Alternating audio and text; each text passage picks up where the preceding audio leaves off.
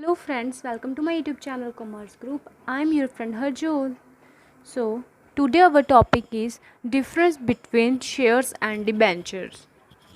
आज का हमारा टॉपिक डिफरेंस हम स्टडी करने वाले हैं शेयर्स का और डिबेंचर्स का। अगर आपको इससे रिलेटेड अनदर वीडियोस चाहिए तो आप मेरी प्लेलिस्ट को चेक कर लीजिए जाकर। मेरे चैनल की प्लेलिस्ट है जो फाइनेंशियल मार्केटिंग की, वहाँ पर आपको जाकर शेयर्स की डिटेल स्टडी मिल जाएगी और डिबेंचर की डिटेल स्टडी मिल जाएगी। चलिए आज की वीडियो को स्टार्ट करते हैं।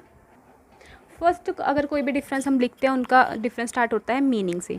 मीनिंग क्या है? Shares are the company earn capital. जो शेयर्स होते हैं वो कंपनी की अर्न कैपिटल होती है। मीन्स ये कंपनी की अपनी कैपिटल बन जाती है। अगर कोई शेयर होल्डर है या इन्वेस्टर है, कंपनी में इन्वेस्ट कर रहा है इन शेयर्स, चाहे वो इक्विटी हो चाहे वो प्रेफरेंस हो, तो वो क्या बन जाएगी? कंपनी की ऑनरशिप उसे मिल जाएगी और कंपनी की वो अपनी कैपिटल बन जाएगी जिसे वो निकाल नहीं सकता। वाइंडिंग अप के टाइम ही उस कैपिटल को निकाला जा सकता है, उससे पहले विद इन वर्किंग उसको नहीं निकाल सकते। ये कंपनी की अपनी अर्न कैपिटल बन जाती है। On the another side debenture are the borrowed capital of a company.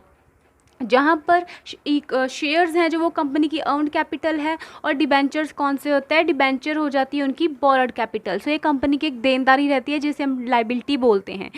Debenture से जो कैपिटल कलेक्ट होती है कंपनी को, वो उसकी बोरोड कैपिटल कहलाती है, क्योंकि जो डिबेंचर्स होते हैं वो एक तरह के लोन कहलाता है। वो लोन होता है, एक तरह का डेट होता है। ये कंपनी की बोरोड कैपिटल होगी। और नेक्स्ट इज़ होल्डर। होल्डर्स क्या होंगे? ठीक है, अगर कोई व्यक्ति है इन्वेस्ट करता है शेयर्स में, तो वो क्या कहलाएगा? शेयर होल्डर कहलाएगा, जिसके पास शेयर होंगे। अगर कोई व्यक्ति है जो अपनी मनी को या अपनी इन्वेस्टमेंट को कहाँ पर इन्वेस्ट करता है? डिबेंचर में इन्वेस्ट करता है, तो वो कहलाएगा डिबेंचर होल्डर्स। शेयर के आगे शेयर होल्डर, डिबेंचर के आगे लग जाएगा डिबेंचर होल्डर्स। ये है इनके holders. Next one is status. अब इनका स्टेटस क्या रहेगा? अगर किसी व्यक्ति ने शेयर्स में इन्वेस्ट किया है तो वो कंपनी के ऑनर्स बन जाएगा एक तरह का। जो शेयर होल्डर्स होते हैं वो कंपनी के ऑनर्स कहलाते हैं, बिकॉज उनकी जो कैपिटल है वो कंपनी में मतलब कंपनी की बन जाती है। वो कैपिटल एक तरह की कंपनी की अर्नड कैपिटल बन जाती है। डेट्स वाई वो कंपनी के ऑनर्स कहलाते हैं, जो इक्विटी शेयर होल्डर्स या फिर preference share holder what, but ये ऑनर्स होते हैं जो शेयर्स होते हैं। ठीक है, एंड अदर साइड क्या है? डिबेंचर्स। डिबेंचर कौन सी कैटेगरी में आते हैं? जो डिबेंचर होते हैं वो आते हैं क्रेडिटर्स। वो क्या होता है? कंपनी के क्रेडिटर्स होते हैं। ये क्रेडिटर की कैटेगरी में आते हैं। इनका स्टेटस क्रेडिटर रहेगा। क्रेडिटर कैसे रहेगा? बिकॉज कंपनी एक तरह से बोरोड की है कैपिटल इनकी। ठीक है, इनकी जो कैपिटल है वो उनसे उधार ली है, बोरो पर ली है। ठीक है, और उसका इंटरेस्ट भी पे करते हैं। दैट्स वाई ये कंपनी के क्रेडिटर कहलाते हैं। Mode of return. किस मोड में उनको रिटर्न दिया जाएगा? मींस पेमेंट उनको किस तरह से दी जाएगी? अगर आप अपनी इन्वेस्टमेंट्स इस कंपनी में लगा रहे हैं तो बदले में आपको कुछ मिल रहा है, तभी तो आप इन्वेस्ट कर रहे हो। जब कोई व्यक्ति शेयर्स में इन्वेस्ट करता है तो बदले में उसे मिलता है डिविडेंड। कुछ परसेंटेज होती है डिविडेंड की जो पहले से ही तय किया होता है, मतलब मिलना उनको डिविडेंड होता है शेयर होल्डर्स को। और जो डिबेंचर्स होते हैं, जो डिबेंचर्स में लगाते हैं अपनी मनी को, उनको मिलता है इंटरेस्ट। डिबेंचर पर इंटरेस्ट मिलता है और शेयर्स पर क्या मिलता है? डिविडेंड मिलता है। Next one is voting right. Voting right. अब शेयर होल्डर को क्या वोटिंग राइट है? येस, बिकॉज वो कंपनी के ऑनर्स है, और ऑनर्स तो जो कंपनी के हैं वो जनरल मीटिंग में और एनुअल जनरल मीटिंग में अपनी वोटिंग देंगे ही देंगे। मैनेजमेंट का ध्यान रखेंगे, मैनेजमेंट पर कंट्रोल रखेंगे और वर्किंग भी देखेंगे, बिकॉज वो उनकी का कैपिटल उस कंपनी की बन चुकी है अब। दैट्स वाई इनके पास वोटिंग राइट होता है। On the another side debentures के पास कोई वोटिंग राइट नहीं होता। नो, उनको कोई भी किसी तरह का वर्किंग में शामिल नहीं किया जाता। बस उनको इंटरेस्ट तक मतलब है कि उन्हें इंटरेस्ट पे कर दिया जाता है, बस। उसके आगे उनको कोई वोटिंग राइट या मैनेजमेंट में नहीं डाल सकते ये। Next one is conversion. Conversion में क्या है? Shares can not be converted into shares. Sorry, मैंने यहाँ पर लिख दिया था कन्वर्टेड इनटू शेयर्स, यहाँ पर आना था debenture. Shares can not be converted into debentures. जो शेयर्स होते हैं उनमें कन्वर्जन की हम देते हैं, कन्वर्जन की फैसिलिटी नहीं होती है, बिकॉज हम कभी भी शेयर्स को डिबेंचर में कन्वर्ट नहीं कर सकते हैं। इसमें हम कैन नॉट बी कन्वर्टेड। दूसरी side debenture can be easily converted into shares. अगर डिबेंचर्स को हम कन्वर्ट करना चाहते हो शेयर्स में, then yes sure, why not. Company कहती है कि शेयर्स को हम डिबेंचर में कन्वर्ट नहीं कर सकते, बट जो डिबेंचर है उनको हम शेयर में ज़रूर कन्वर्ट कर सकते हैं। ठीक है, next one is trust deed. So shares में कोई ट्रस्ट डीड की ज़रूरत नहीं होती है जब शेयर को इशू किया जाता है, सो इसमें कोई ट्रस्ट डीड नहीं होती, no. On the another side, when the debentures are circulated to the public, trust deed has to be carried out. So जब डिबेंचर को सर्कुलेट किया जाता है पब्लिक में, पब्लिक के सामने लाए जाते हैं डिबेंचर्स को, ठीक है, उस टाइम पे क्या होता है, ट्रस्ट डीड की ज़रूरत होती है। ट्रस्ट डीड एक डीड होती है ट्रस्ट की, मीन जिस पर भरोसा किया जा सके कि हाँ इस कंपनी को पैसे देने सही रहेंगे, मीन्स हमारा रिस्क इस कंपनी को नहीं है किस तरह का, ठीक है, कंपनी हमारे पैसे को नहीं डुबोएगी। सो दैट्स वाई एक ट्रस्ट डीड होती है, ट्रस्ट दिया जाता है पर्सन को जो उसमें इन्वेस्ट कर रहा है। सो शेयर्स में कोई ट्रस्ट डीड नहीं होती, बट डिबेंचर में ट्रस्ट डीड होती है, ठीक है, जब भी पब्लिक में सर्कुलेट किए जाते हैं debentures. After trust deed, risk. अब रिस्क कितना होता है, अगर शेयर का देखा जाए, ये जो है लेफ्ट कॉलम जो आपको पता है शेयर क्या है, और राइट कॉलम है डिबेंचर्स का।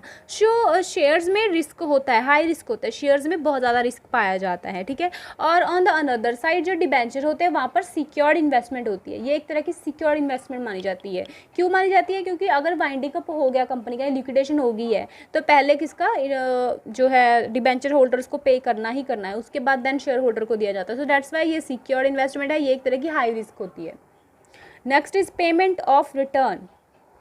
अब जब पेमेंट करनी है रिटर्न्स की, जो होल्डर्स को रिटर्न देना है, बदले में जो उनको इनकम देनी है, वो कैसे देनी है, ओनली आउट ऑफ प्रॉफिट्स, ठीक है। जब भी शेयर को पेमेंट करनी है, शेयर होल्डर्स को डिविडेंड पे करना है, चाहे वो प्रेफरेंस शेयर्स हैं चाहे वो इक्विटी शेयर्स हैं, उनको आउट ऑफ प्रॉफिट में से ही जो है पेमेंट दी जाएगी, प्रॉफिट से अलावा किसी भी अनदर सोर्स से उसे पेमेंट नहीं दी जा सकती। सो अगर कंपनी में प्रॉफिट हुए हैं देन उनको पेमेंट होगी, अगर प्रॉफिट नहीं हुआ देन उनको पेमेंट नहीं दी जाएगी, बट ओनली प्रॉफिट में दी जाएगी।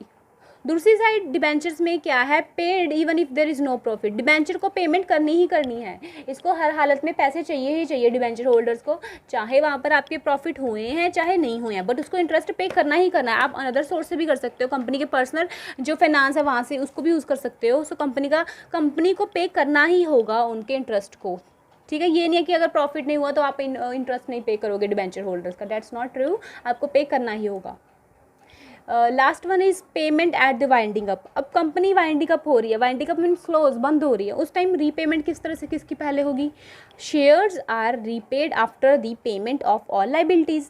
कहते हैं भाई शेयर्स की पेमेंट तो तब होगी जब आप सारी लाइबिलिटी की पेमेंट कर दोगे, बिकॉज यहाँ पे लिखा हुआ है ना हाई रिस्क है, इस वजह से यहाँ पर हाई रिस्क था, बिकॉज शेयर्स की जो पेमेंट है वाइंडिंग अप के टाइम लास्ट में होती है, जब सारी कंपनी की अपनी लाइबिलिटी है जो भुगतान कर दिए जाते हैं। On the other side, debentures get priority over shares paid before shares. But debenture holder तभी सिक्योर्ड इन्वेस्टमेंट कहला रही है, मैंने बताया ना यहाँ पे सिक्योर्ड इन्वेस्टमेंट है, तभी है बिकॉज डिबेंचर को प्रायोरिटी मिल रही है शेयर से पहले, उनको पहले पेमेंट कर दी जाएगी शेयर होल्डर्स से। सो अगर कंपनी वाइंडिंग अप हो रही है, पहले डिबेंचर्स को पेमेंट होगी, देन होगी किसको होगी, देन होगी शेयर होल्डर्स को। सो डिबेंचर होल्डर को प्रायोरिटी मिलने की वजह से ये एक सिक्योर्ड इन्वेस्टमेंट कहलाती है। So that's all about my today topic. Today we discuss difference between shares and debenture. I hope आप सबको अच्छी तरह से समझ आ गया होगा। मेरे को ऐसा होता है कि मैं जितनी इजी वे से आपको समझा पाऊँ ताकि वो टॉपिक है आपके माइंड में सेट हो जाए। इनकेस कोई एग्जाम आ रहा है या फिर कहीं भी पेपर भी आपसे कोई क्वेश्चन पूछा या आप भी किसी को आगे स्टडी करना चाहते हो, करवा रहे हो किसी को, बट ऐसा आपके माइंड में वो सेट हो जाए कि आप आसानी से उनको समझा पाओ, इसलिए मैं थोड़ा सा ईजी वे में आपको समझाने की कोशिश करती हूँ। सो प्लीज़ मेरी वीडियो को लाइक कर दिया कीजिए, शेयर कर दिया जी करा करो। और मैं एक और रिक्वेस्ट करना चाहती हूँ कि मेरे को टॉपिक्स का नहीं पता चलता किस टॉपिक पे बनवानी है, सो मेरे को टॉपिक भी बता दिया करो अगर आपको कोई टॉपिक चाहिए होता है ना, सो वो और बच्चों के लिए भी बेनिफिशियल रहेगा। अगर मैं आपके लिए वीडियो बना रही हूँ किसी बच्चे के डिमांड पर, तो वो और बच्चे भी देखेंगे, शायद उनके लिए भी वो काफ़ी फ़ायदेमंद हो। सो टॉपिक मुझे बता दिया करो। Thank you.